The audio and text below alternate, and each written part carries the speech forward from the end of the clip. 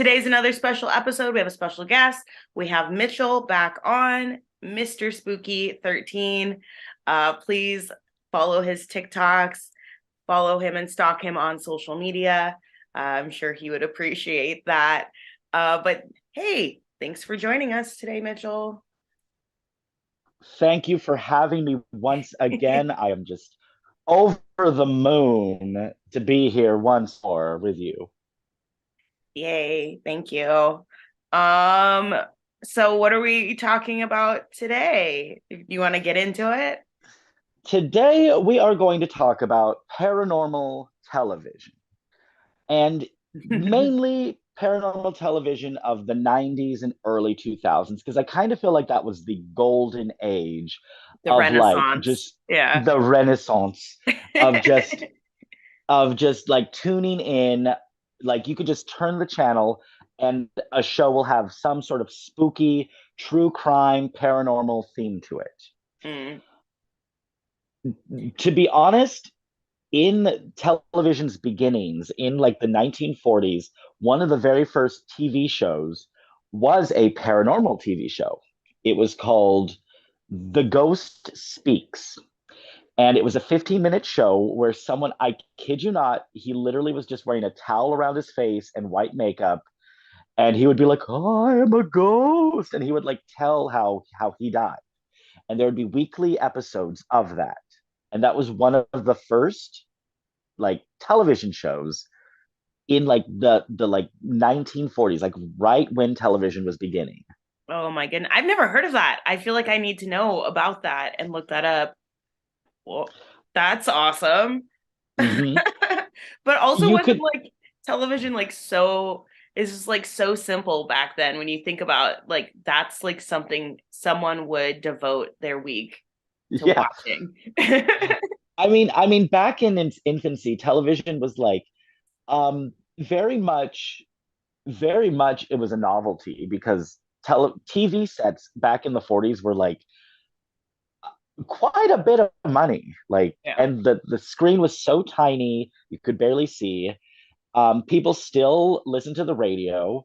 You could even say that the links of paranormal TV began back with radio. Um, Mercury Theater on the Air, the War of the Worlds broadcast. They did an adaptation of Dracula, things like that. Um, really, that's kind of where the spark began. Yeah. Yeah. The oh, who was it? I did an episode on what was his name? He used to do paranormal investigating and he would like post about it in the newspaper and he was like one of the first Zach Bagans before Harry Gross. here. No, it well, I'll have to come back to you on that I one. Well, it's funny you mention that No, Harry because Price. Harry Price. You Harry just said Price, it. Harry Yes. Price, yes, Harry Yes. Price, yes. Maurice Gross was the one who investigated the the Enfield poltergeist. So I'm getting the names mixed up, but yeah, Harry Okay. Price, Yeah, yeah, yeah. very much that kind of celebrity paranormal investigator, which then kind of became that person, and Ed and Lorraine Warren, and a lot of people anyways, but Yeah. that's kind of where that begins. Fast forward from the 1940s to 1959, 1960. Um, sure, the Twilight Zone and other paranormal TV shows had already started coming out, but there was one show that did, I want to say, about 69 episodes. Hold on, let me look. Let me look up the actual number while I've got you here.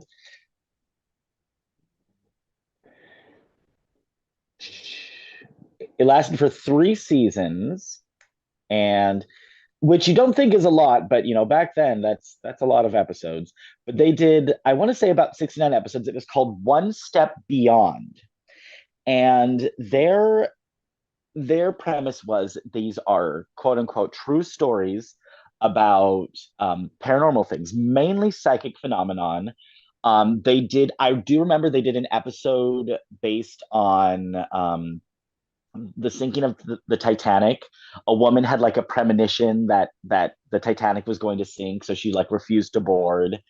And they quoted, have you ever heard of the author who wrote a short story before the Titanic sank called Futility? Yes, yes. Yes. So they kind of reference that she was like also reading the story or something like that. So Yeah, they reference that's that case in it. insane. I was listening to the audiobook of A Night to Remember, and they Yes. talk about that in the first chapter of it, that futility, like the book was so on the nose with the sinking of the Titanic. It's just Like like crazy, like crazy. dead on. Like Yeah, there yeah. were so many things in that case, in that like short story that like full on kind of go one on one with the Titanic. Now, mind you, ghost stories and ghost hunting were still very popular, but like psychic phenomenon was more the vogue in the 1950s.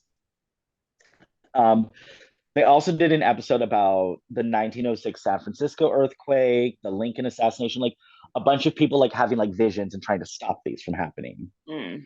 Um, a lot of like paranormal TV shows in the 60s. The 60s was a big boon for like fictional accounts of paranormal. There was um beyond One Step Beyond, which was kind of based in reality. There's one of my favorite TV shows, Dark Shadows, which Oh my came goodness, out I was just about to say that. 1966. Oh my goodness. Yeah, 1966 through 1971. They adapted, it was a daily soap opera. So the first like year and a half, it was more like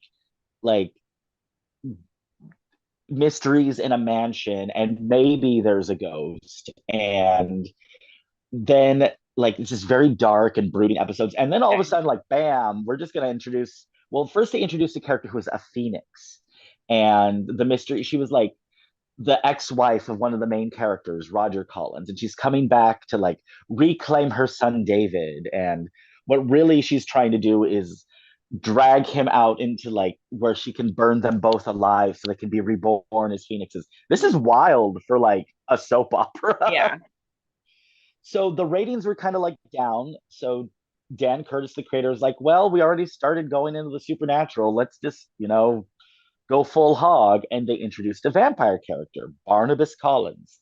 And since then, they just didn't turn back. They went like the ratings climbed. They introduced werewolves. They introduced ghosts. They introduced a take on the Cthulhu mythology.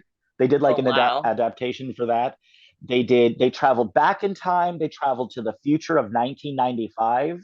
The future of Oh wow. 1995. I wonder how many things they got right versus how many things were Very like ridiculous. very little, very little. Oh, They got okay. very little right.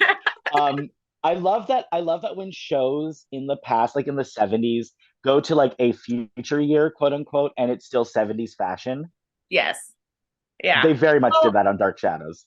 I mean, they should go exactly 30 years into the future in order for the fashion to be cyclical, because that Yeah, seems to yeah. be what happens. Like we're in our like sort of 90s wear right now.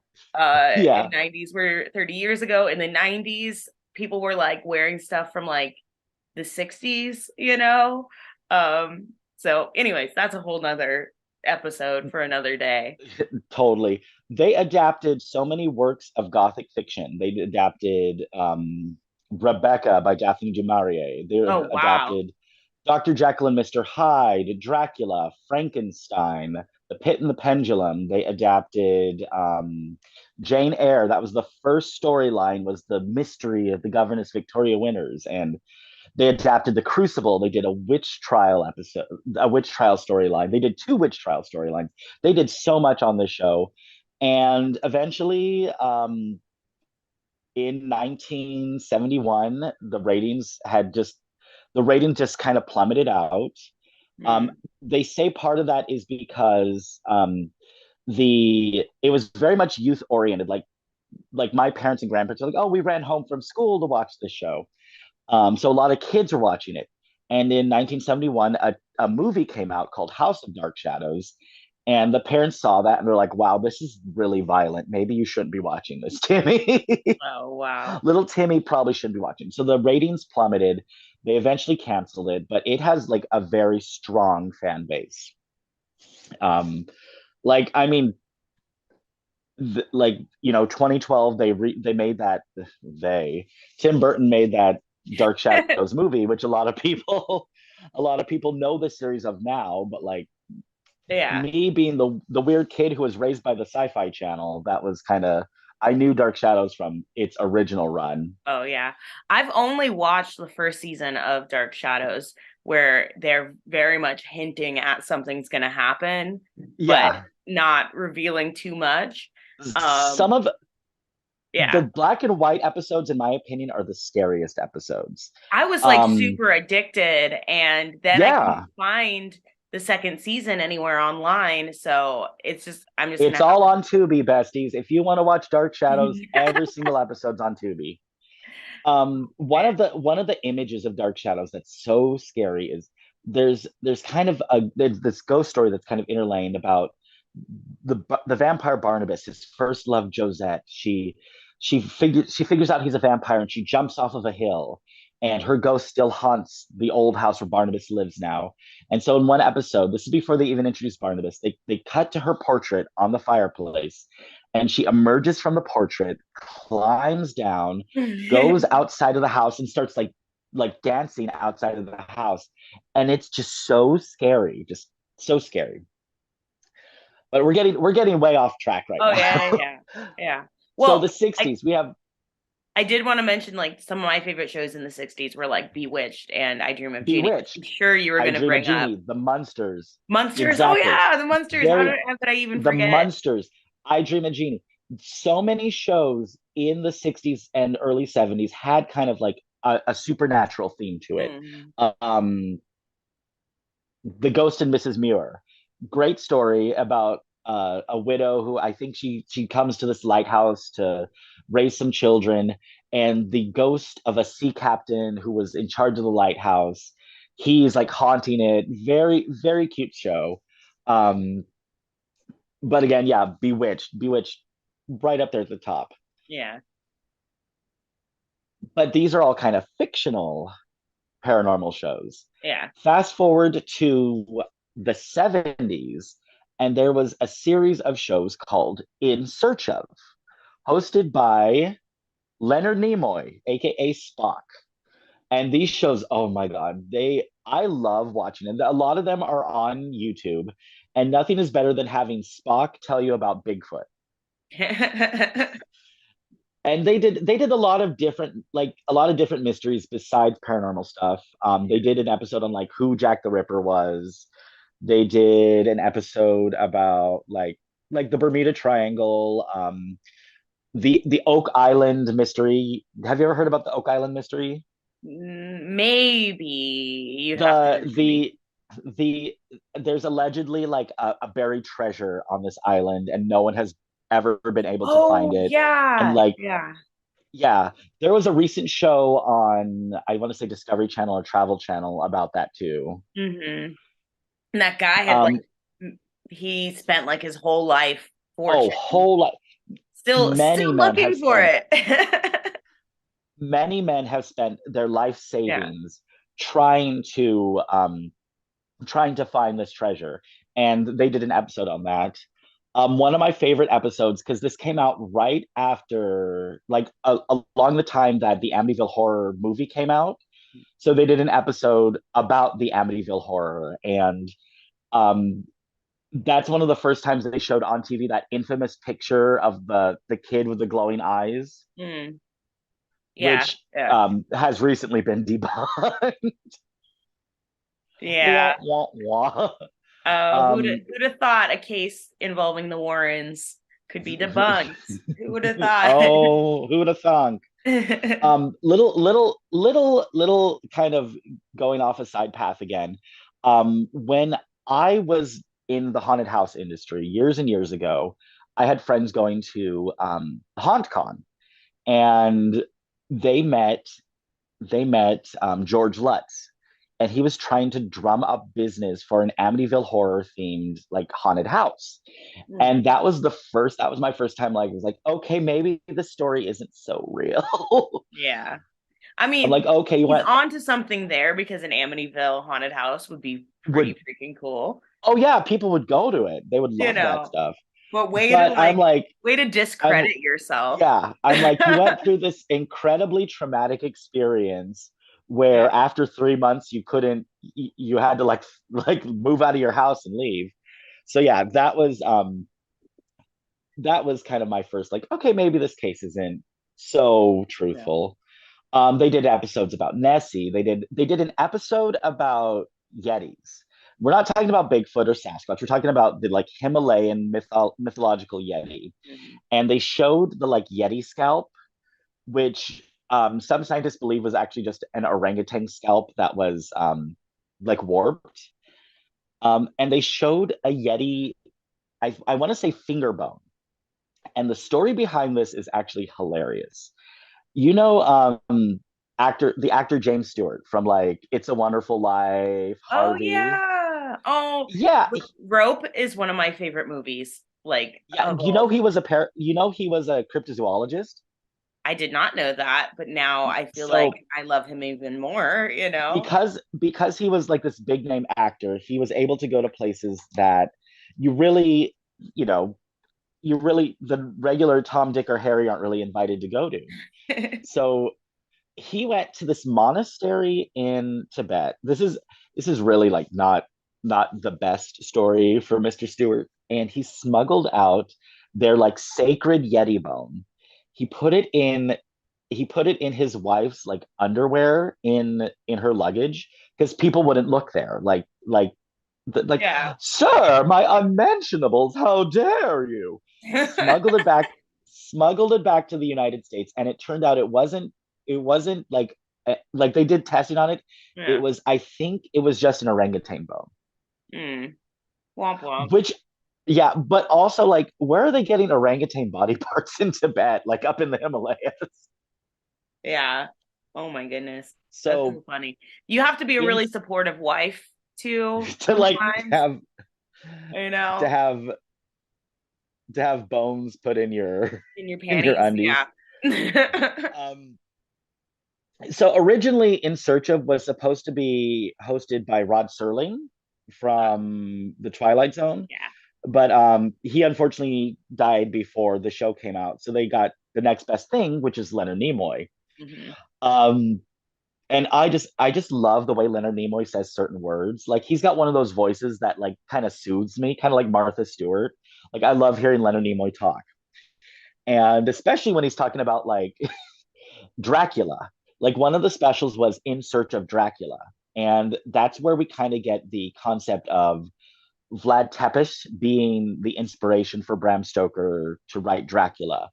That special very much quoted, I'm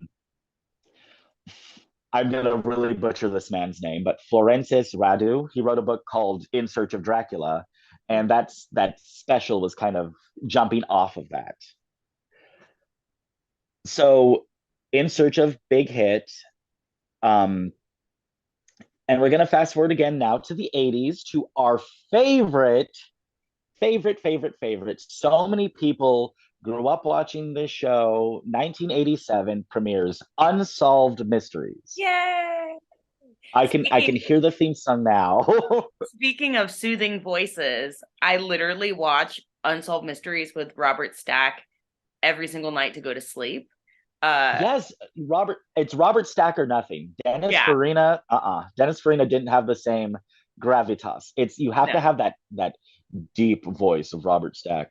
Oh yeah. Maybe you could solve a mystery. Boop, It's boop, like boop, boop, boop, this boop, boop. Pavlov effect too now when I Mm-hmm. hear the show, like I start to get sleepy and it's really hard for me to stay awake during these shows even though I find them fascinating and I love them. But yeah, I've trained myself to like go to bed to hearing about alien abductions and demons. Unsolved. The thing I love about Unsolved Mysteries is the amount of mysteries they were able to solve. Oh Because yeah. Oh yeah. after every episode, there would be like the 1-800 number you'd call in. There'd be the tip lines. They've put so many criminals behind bars. They reunited so many lost loves and lost Mhm. family members.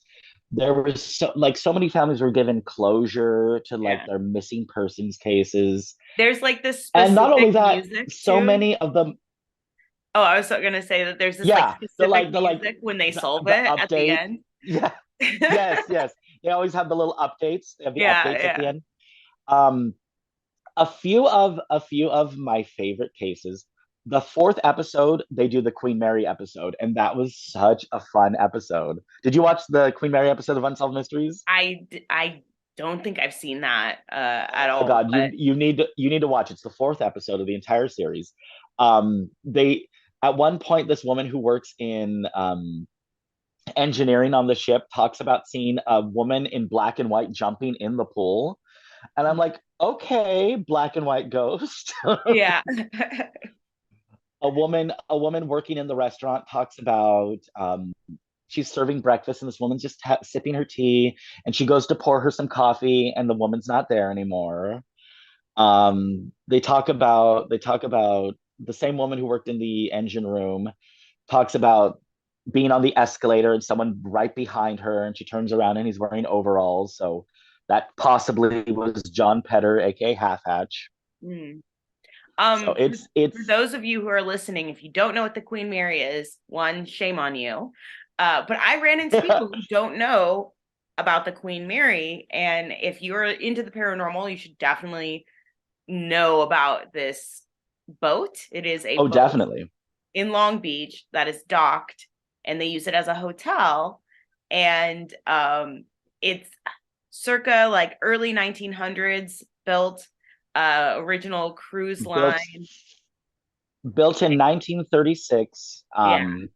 It During World War II, it did multiple tours of duty, bringing like thousands and thousands and thousands of servicemen back and forth from the United States to Europe.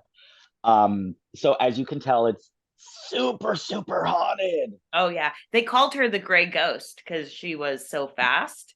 But I think that's Mm-hmm. such a premonition for what was yet to come with this beautiful ship. But yeah, you and I both have a very soft spot for this boat. Yeah, Um, it's listeners, it's for me, it's like having a haunted house in your backyard, having one of the world's most haunted places in your backyard that lets you come on board. And not only that, like you just walk on board and you just overcome with the history. You can like smell the history. oh You can yeah. see and feel it. It just, yeah. Um, Another episode of Unsolved Mysteries that like terrified me was the haunting of the Comedy Store in Los Angeles. Oh, that one was just on. Yes. That one's so freaking scary, so scary. Um, Long story short, the Comedy Store in Los Angeles used to be a mafia hangout, and people working there in like the 90s and 80s talked about like seeing men in like pinstripe jumpsuits and not jumpsuits, pinstriped suits and like mafioso types, and you could see right through them. Things moving on their own accord, going down into the basement, and like this shadowy figure just appears and they showed it on Unsolved Mysteries, and that was the scariest thing in my mind. There Oh. was a case on Unsolved Mysteries that was really famous a few years before on a show called That's Incredible. But they also did it on Unsolved Mysteries, and it was the Toys R Us of Sunnyvale, California, that was haunted by the ghost of Yanni Janssen.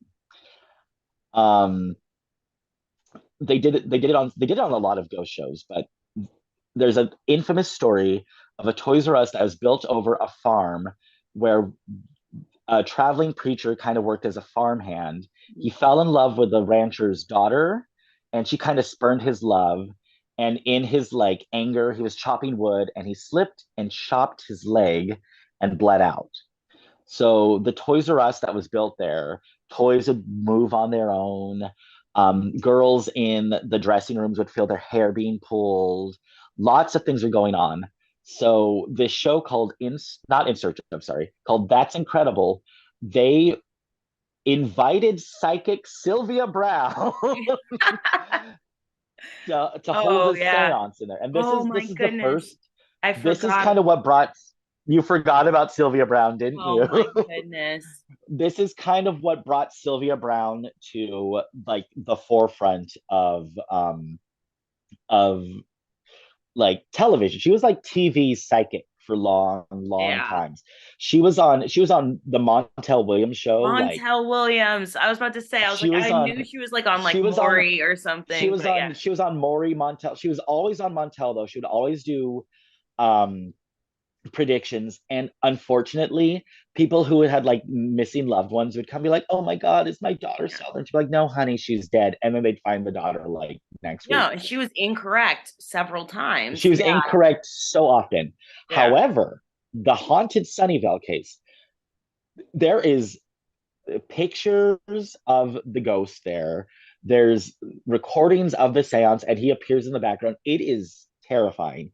And you know what? Do you know what that haunted Sunnyvale Toys R Us, when Toys R Us closed, became? No. A, a spirit Halloween. That's A spirit appropriate. Halloween. That's appropriate. All Of right. course it did. Of So, course it did, because every of course closed it did. store becomes a spirit Becomes a spirit. Halloween.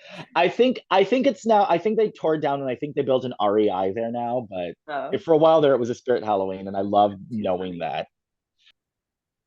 All right, so Unsolved Mysteries is this huge success for. I believe it was on NBC. It was on NBC, huge success, and it really brought paranormal back into kind of the zeitgeist, the cultural phenomenon. Um, because after during Unsolved Mysteries run, and it ran from like 1987 to 2002. It was on for a long time. During its run, kind of similar shows started popping up. One that I want to touch on is Sightings. And Sightings was that was my jam when I was a kid. Yeah. I would watch Sightings, and it would like terrify me. I'd be like terrified of being abducted by aliens. Um, I like it just ooh Yeah. very much kind of it wasn't as in high regard as Unsolved Mysteries, because it was completely paranormal. Like Unsolved Mysteries was kind of true crimey, Yeah. but Sightings was just completely paranormal. Um, Going back to the Queen Mary, the Sightings did a few episodes on there with psychic Peter James, who was um he was a good psychic. Like he could get like, for our listeners who are not familiar with the Queen Mary, there is allegedly a little girl ghost who haunts the first class swimming pool. And on Sightings, they have recordings of her audibly talking to the psychic. Now, it could be a speaker hidden in the pool room somewhere. I mean, you know, going to devil's advocate debunk mode for a Yeah. moment. I'm Googling Um, Peter James right now because I don't remember him. you don't remember him? He was on all the time, and he was for a long time the Queen Mary's like resident in-house Hmm. psychic. So he's the one who really popularized the theory that the dressing room in the pool room is like the vortex of where the spirits Yes. come and go. He's the one who named the little girl ghost Jackie. And unfortunately, he's also the one who kind of started the story that became the legend of B340. Mm. He's the one who said that there was like a horrible murder. A husband murdered his wife and then killed himself on the ship, which is all bupkis. What really happened was a woman traveling on the ship learned that her daughter and his husband, like he murdered her and then murdered himself, but they were in Virginia at the time, and Mm. she learned about it on the Queen Mary. So he's kind of a not the best of witnesses, but Yeah. he was a great like he was good on Sightings. One of the cases on Sightings that still to this day gives me the chills is they were the ones to break the story of the Sally haunting in Kansas, which is this house where a husband and wife were living there with their little girl, and the husband and wife kept seeing the spirit of a little girl like running to the next room, or like it wasn't. I mean, sorry, they were living with their baby. It wasn't like a toddler. They would see like the spirit of like a 6-year-old child running to the next room or appearing out of the corner of their eyes. And the little girl ghost did not like the husband. And so she'd start scratching him. And so he'd be like interviewed for sightings, and he'd lift up his shirt and you'd see scratches just start forming across It, his chest is and on that his the arm. episode you sent me with the guy Yes. with, Yes, oh, it okay. is. So I was going to mention that I am always skeptical when people have scratches or wounds from a spirit on their left side because most people are Mhm. right-handed. You know what I mean? Oh, I So, know and what you mean. I But noticed, yes, go ahead. No, yeah, go ahead. yeah, that's very, see, because I've been for years trying to debunk that, because he will lift up his shirt Mm. like he's talking. I just, to the viewers at home, listeners at home, I just lifted up my shirt, no scratches formed, but like he's talking to the producers, and scratches would just start appearing on his chest. Like he'd lift up his shirt and you would see like bloody welts and Yeah. scratches just appear. Like it was, yeah, it was intense. Um, it I feel that sightings kind of jumped on the bandwagon that Mm. Unsolved Mysteries began, but what really kind of opened the floodgates for paranormal and caused it to be very much popular in television in this era. Like I'm talking like 1992 all the way to like 2010 was the X Files. Oh, yes. Yes. Yes, I've been um, watching so much of the X Files. I like it's it's my like comfort show right now, and I only watch the Monster of the Week episodes. I don't like the overarching complicated mythology. I like the like Mulder and Scully go to X town, solve this case. yes, yeah. Yeah. Oh my gosh. Yeah, I've seen so much of that show. Hands down though, my favorite episode is the crossover with Cops. That is, Oh my god, X Cops, best episode ever. oh my Best goodness. episode ever. That, I So what mean, I truly scary though, because it's like uh-huh, happening in real time. Like, uh-huh. ugh, ugh. And you never you so because so in that episode they did so much based off of Cops production. They had the Cops production crew doing it because in that era they were filming in LA. After season 5 or so, David Duchovny's like, hey, can we film in LA? I'd rather that way he doesn't have to travel to Vancouver and stuff like that. Mm. So when they were in that era, they were able to film episodes like they filmed an episode on the Queen Mary. They filmed the episode X Cops, and they used the Cops production crew because it was another Fox show. They used actual police officers Oh as wow. extras in it.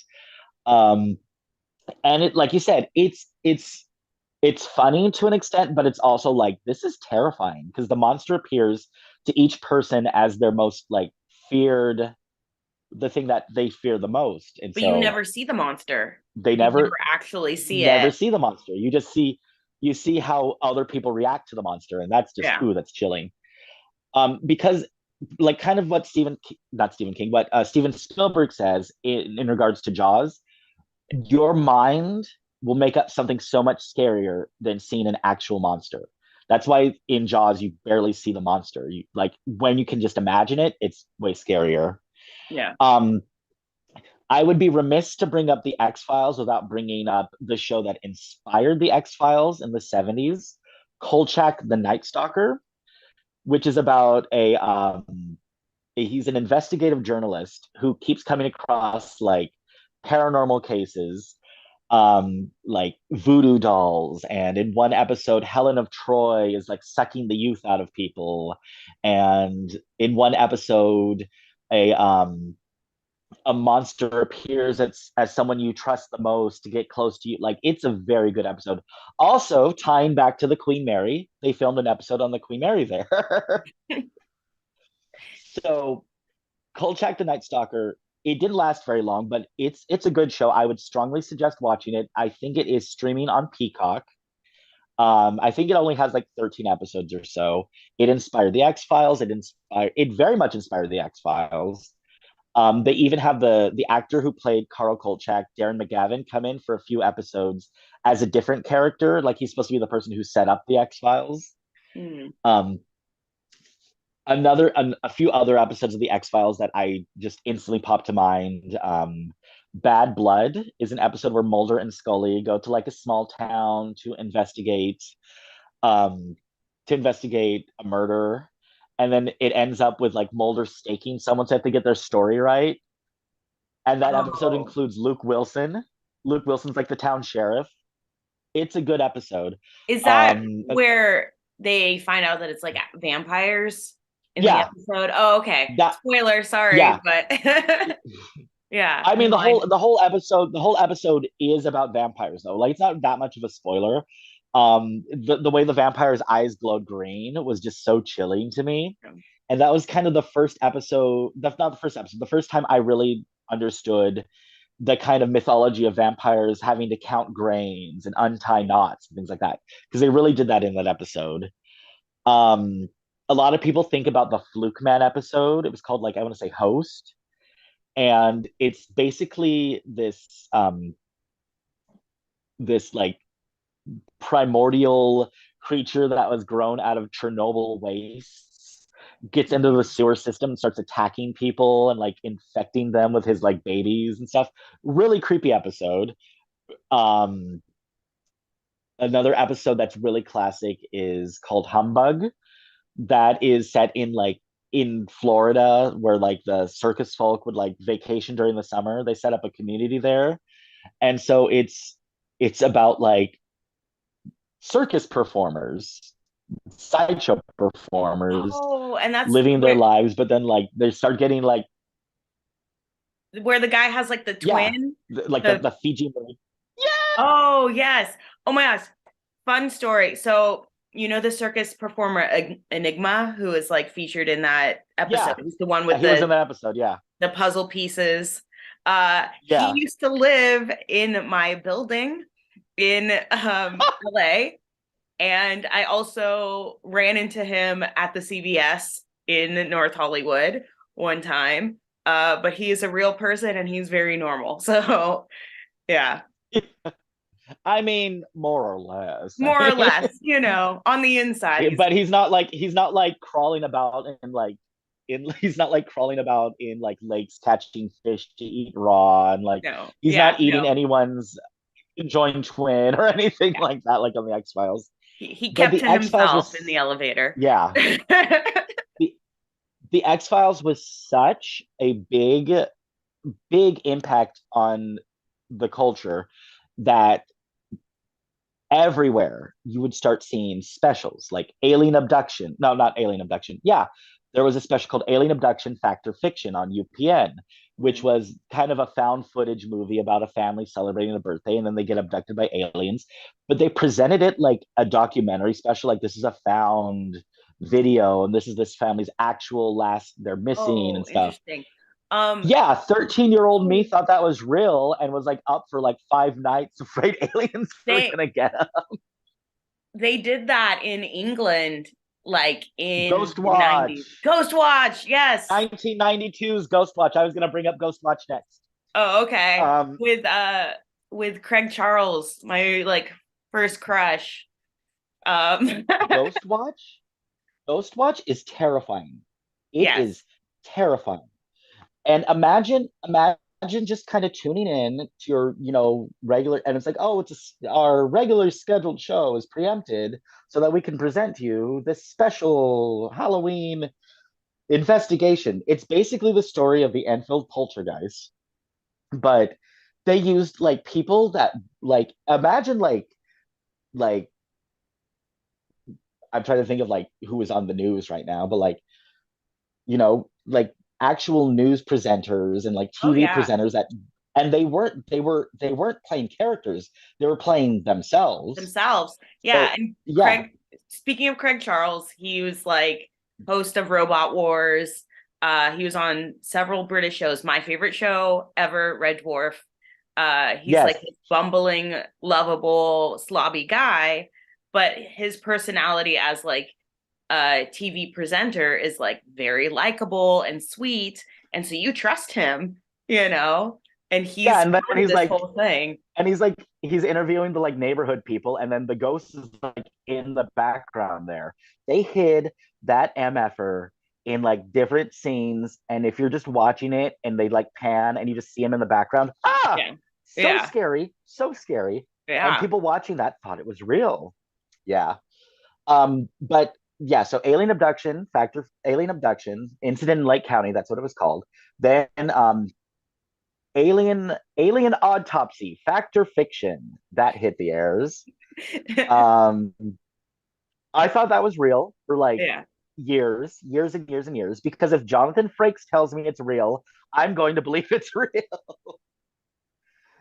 Along the same time frame, we had specials like Breaking the Magician's Code, like the Masked Magician era. Oh yeah. I love that show. I love learning how all of that stuff works though. Oh I find- yeah, great show, great Yeah.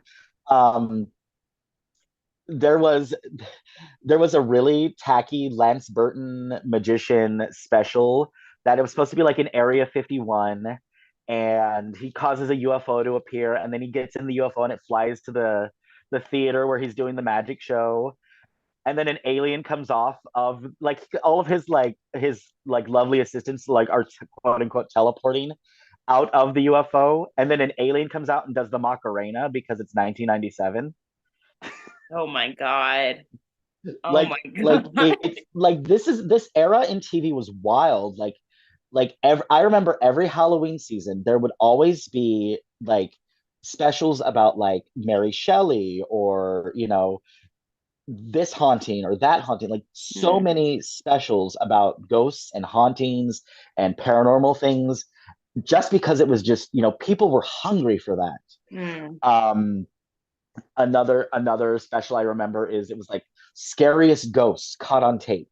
And our besties, Ed and Lorraine Warren, were of course all over that nonsense. Yeah. And there was video of like a family who had like very, very heavy poltergeist activity.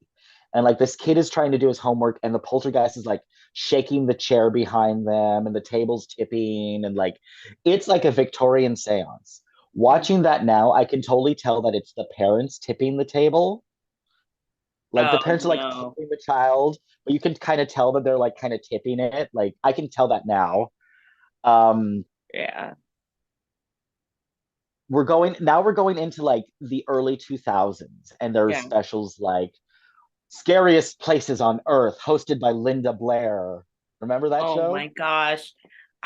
Vaguely, but That you're just like show. really like helping me understand why I'm who I am today. Oh heck Uh, yeah, because this is what we grew up watching. This is like we were saturated with this.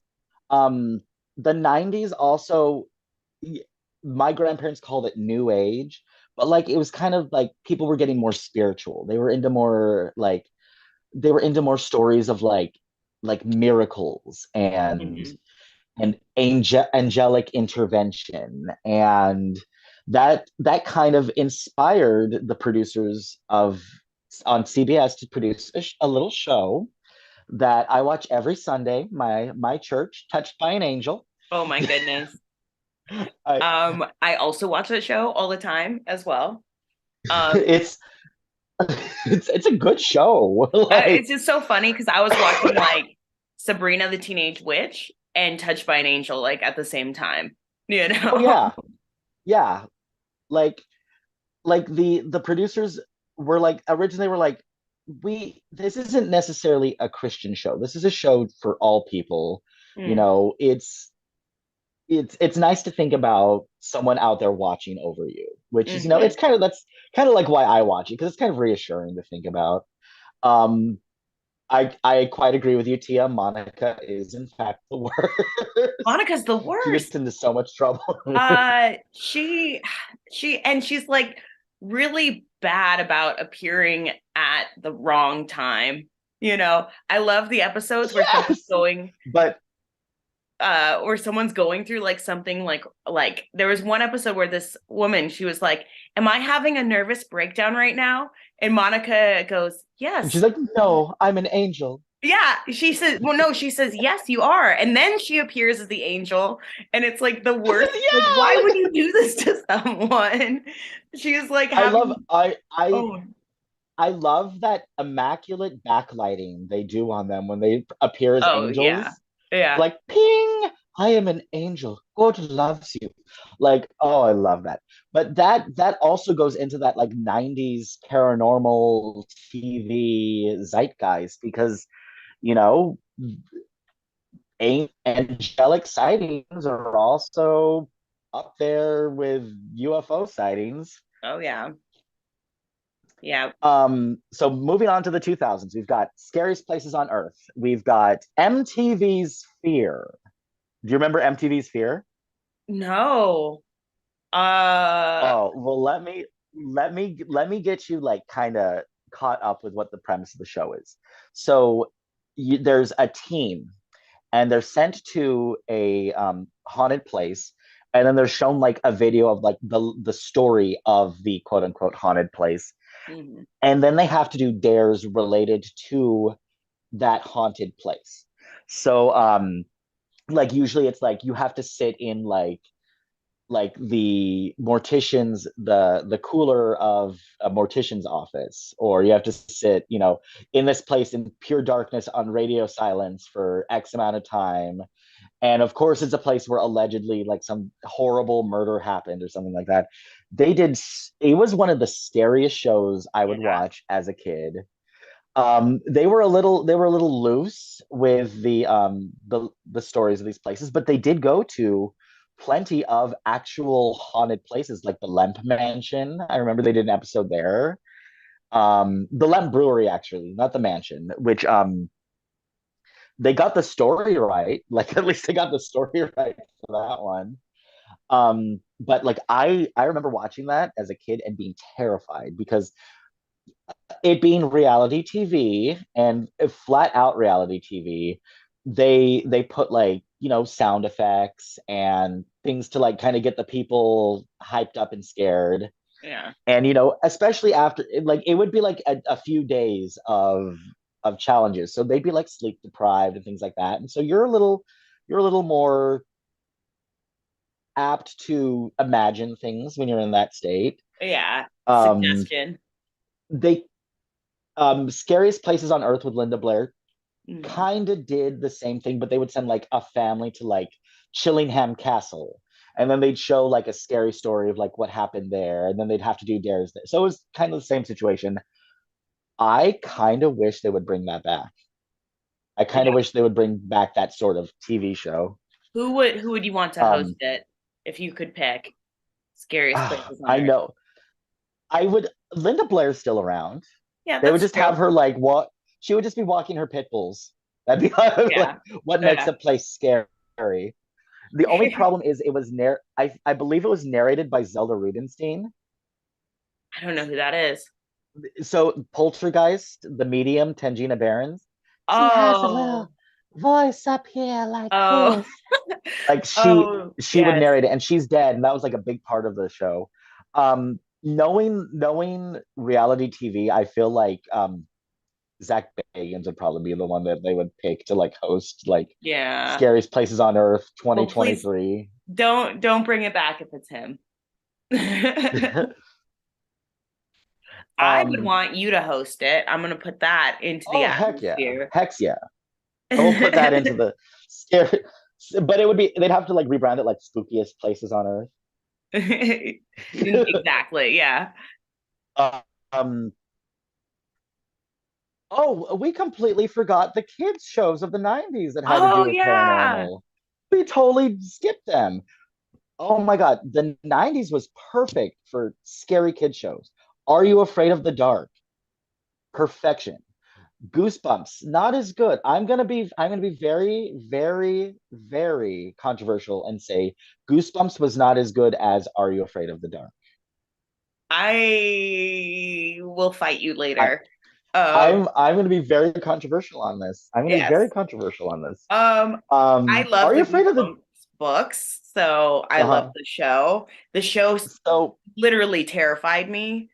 I'm afraid of rubber masks because of the Goosebumps. haunted mask. Oh I my am God, the haunted afraid mask. I'm afraid to put my hand under the sink because of the episode with the potato whatever thing that is under the sink.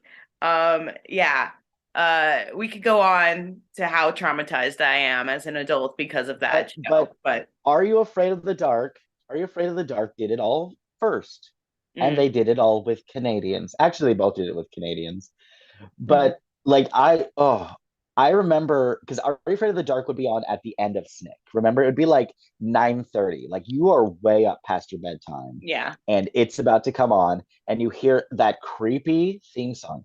I feel that the best paranormal shows have the creepiest theme songs. Oh yeah. Unsolved Yeah. Mysteries, Are You Afraid of the Dark? Even Goosebumps. Goosebumps has a rocking theme song, Oh especially yeah. Yeah. when the dog starts barking along. It's my Yeah. favorite part. Yeah. Uh Um, for the spooky fans out there, if you want to create the fire effect in Are You Afraid of the Dark, you just need powdered coffee creamer, apparently. Um, yeah. yeah. So another thing is they never because Nickelodeon was so like kind of they didn't want kids to be shown how to make a fire. Yeah. They would never show them making the campfire, but they would always show them putting out the campfire. At the You end. notice that? But I thought that was so Always show them sweet put at the end when they put it out and that was like the story's over, we have to go home. yeah. And I thought that was Oh, it was a good way to end it, you know. I did you ever do anything like that? Like you're going camping and you're telling ghost stories around the fire. Yeah, oh yeah. Yeah. Uh So when I was young, I went to diabetic summer camp. And there was allegedly a mining train that crashed in the woods out there by where our summer camp is, and the trestle was still standing. And mm, they called it the haunted trestle. And there's like a legend that like late at night you could hear the trains going by, the mining train going by, and like if you're still up when you hear that, the miners will take you into the afterlife with them. Like really creepy story to tell a bunch of like 10-year-olds who just yeah. tested their blood sugars before bed. So we're all and this camp, like we all slept on like a deck. So like you look up and the stars are above you, and like it was gorgeous, but you always woke up with like mist, like dew on you everywhere. So I remember one night they just told us that story at campfire, and then we're all in bed, and then our MF and counselors come by with the train, Oh, get the heck out of. of course they Um, did. all right, so 90s is a great time for kids kids to be scared. There were so many like Goosebumps, scary stories to tell in the dark. Like that was the literature we were brought up on, Oh and yeah. so of course it would translate to TV as well. Yeah. Um, like even shows that didn't have like paranormal themes, like Salute Your Shorts had like one of the scariest Halloween episodes Oh ever. yeah. Oh yeah. When they go to the cave. Yeah. Yeah. Oh, Punky Brewster with the cave, that was the 80s, but Yeah. Yeah. there's a lot of yeah. Um, so yeah, What was that's that probably what. one? Was the one show where that girl turned into like the goo or Oh, like The the weird Secret World of Alex Mack. Alex Mack? Yes. I I love watched The this Secret other World of show Alex that Mack. a lot of people probably have never heard of, but I'm gonna hope that you've heard of it.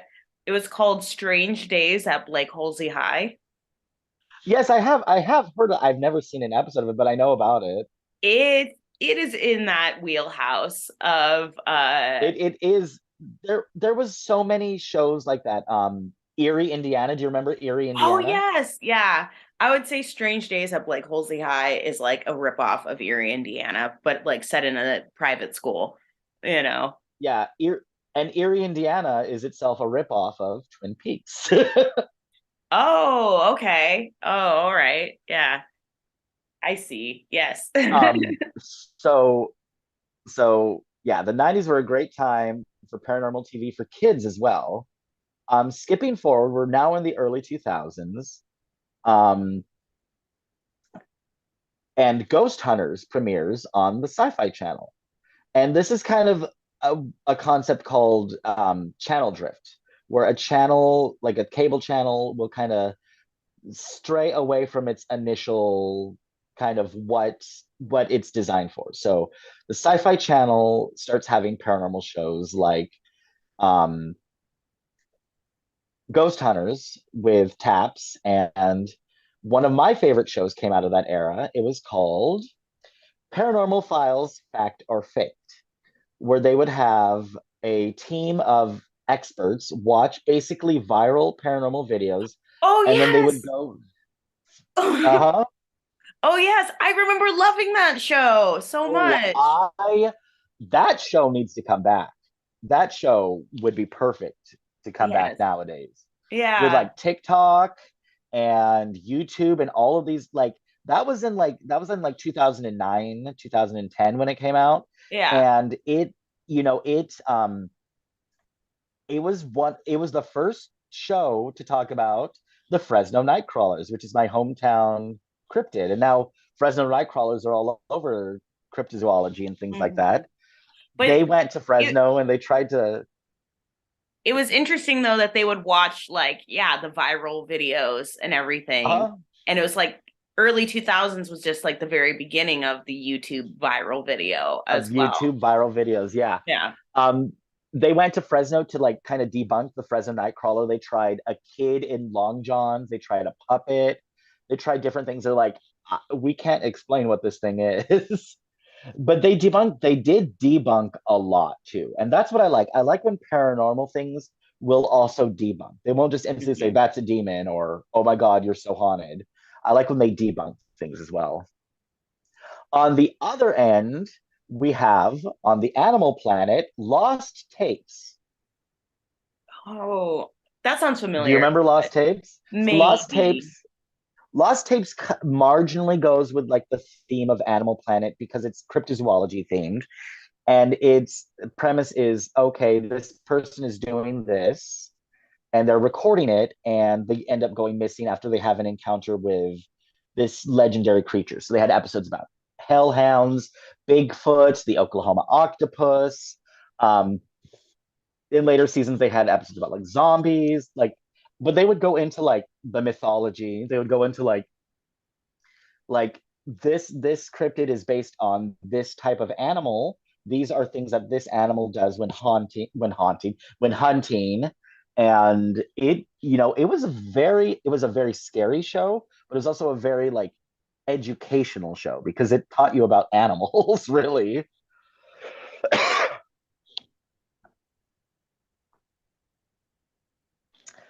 Um, and that kind of brings us to where we are today with Paranormal TV, where the Travel Channel is entirely Paranormal TV. Yeah. We've got Bigfoot shows, we've got shows about aliens, we've got everything you want. And And it's I so oversaturated. Like yeah, everybody's a ghost hunter, you it's and know. it's not the same vibes as the 90s though. It Yeah. really isn't. Like I kind of wish that there would be like another show like Sightings. I mean, Netflix did their take on Unsolved Mysteries, and I know this is going to be another thing that we're not going to agree about. You loved it, but I'm like, this isn't the same. It doesn't have the same vibes Yeah. because it's I appreciated that they didn't try to have a new host, you know, for yeah. it because no one can replace Robert Stack, you know. I mean, they tried, and it wasn't that good. I like all of those shows, so it really didn't really matter to me too much that it was like very different from the original Unsolved Mysteries. You know, I just They appreciated it did for what it was. they did a really good episode about um ghosts of the tsunami in Oh, Japan. yes. That was Terrifying. a good episode. Absolutely That heartbreaking was and a very good terrifying. episode. Yeah, They did. I didn't they do an episode about the Rendlesham Forest UFO incident? I think they did one there too. They maybe. did Yeah. more. They did more true crime and just a little sprinkling of paranormal. Yeah. Um, um, on Peacock, all the episodes of Paranormal Witness from Sci-Fi. Do you remember Paranormal Witness? No, not really, but That's a show where like these people go through a paranormal experience and they tell their story and then they reenact it. yeah. Uh, That they had some good episodes of that. I That was love celebrity ghost stories. I love celebrity ghost stories, and they are now streaming on Peacock. Not Peacock, Yes. I'm sorry, on Disney Plus. Yes. Some of those were pretty scary. There's one episode of oh, what is her name? She's Ricky Rue McClanahan, Nelson's. like what is it? Rue McClanahan had an episode where like I want to say her neighbor like committed suicide and she like interacted with his ghost. Oh yeah. No, it was the daughter of Ricky Nelson who was on some shows in like the 70s, lived in Errol Flynn's old house, and the ghost of Errol Flynn Oh, comes. And that episode is very freaky because he says Happy New Year to her. And then her father, Ricky Nelson, dies in a plane crash on New Year's. oh my God. It's so Um, I creepy, you I know. remember Regis Philbin came on that show and Yes, yes, he did an episode where he talks about the Whaley House yes, yeah, because yeah. he in the 50s he did a like I think it might have been the 60s by then.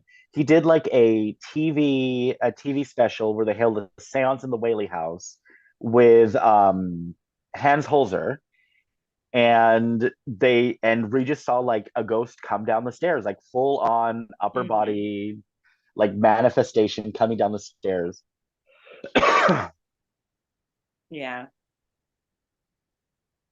Yeah, so we're not I don't want to say we're in another renaissance of paranormal TV because like you said it's kind of oversaturated market. Like there's at least 15 shows on Netflix. There's Haunted, which is Yeah. very much like Paranormal Witness.